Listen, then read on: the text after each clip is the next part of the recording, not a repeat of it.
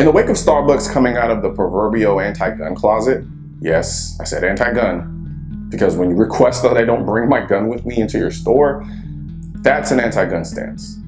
Think about it.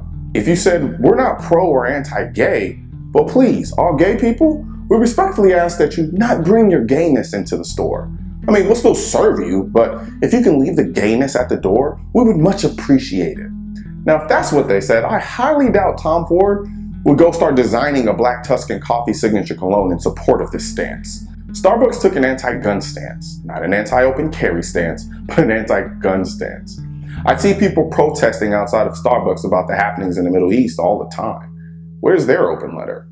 While you're writing open letters to law-abiding gun owners, how about you write an open letter requesting all criminals stop coming into Starbucks trying to steal MacBooks and iPads when their patrons decide to go to the bathroom? Let me make it very clear. My issue with the Starbucks open letter or request that we don't bring our guns in there is the fact that they're singling out responsible gun owners over a whole host of other jackasses that come into Starbucks.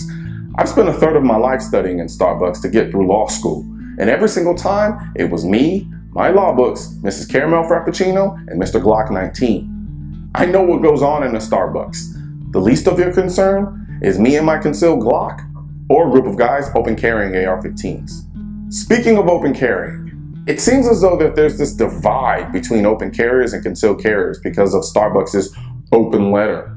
People are blaming the open carriers, saying they're ruining it for everyone and giving us a bad name. Again, that's like saying, hey, you, interracial couple, could you please not bring that jungle fever into our store? Some people have a problem seeing interracial affection in public, so keep it concealed. It's Starbucks. They serve coffee, not the elixir of life. Are we really going to start turning on each other and divide the house over a couple of Java beans? The Second Amendment is the Second Amendment. The moment we start dividing and picking which type of carry is okay and which is not, we lose. Because before we know it, we'll be so busy fighting each other, we won't notice that all of our rights are gone. Some people, like women, find concealed carry prohibitive, so they open carry. Just because it works for you doesn't mean it works for everyone. Concealed carriers turning on open carriers is no different than when some of the hardcore hunters turned on the AR-15 because they didn't use AR-15s to hunt. So they didn't care what happened to them. Personally, I wouldn't open carry, but I'll stand up for the open carrier's right to open carry just the same. Blaming them because Starbucks accidentally fell out of the anti-gun closet is silly. However, a corporation is in the business to make money, so they're going to do what they feel is in their best interest. They chose to side with the side that they perceive would most negatively affect their bottom line if they didn't choose their side, while also trying to salvage some of the other side by saying, it's not an outright ban, just a request.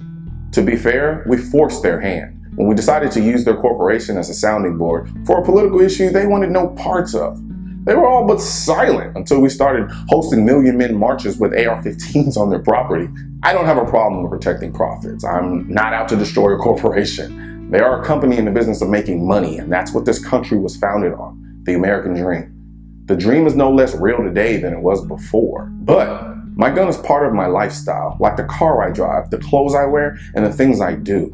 Starbucks is also part of that lifestyle. But my gun is attached to me 90% of the time, and my safety is more important than my usual venti decaf caramel frappuccino with light ice and extra caramel. To the drive-thru!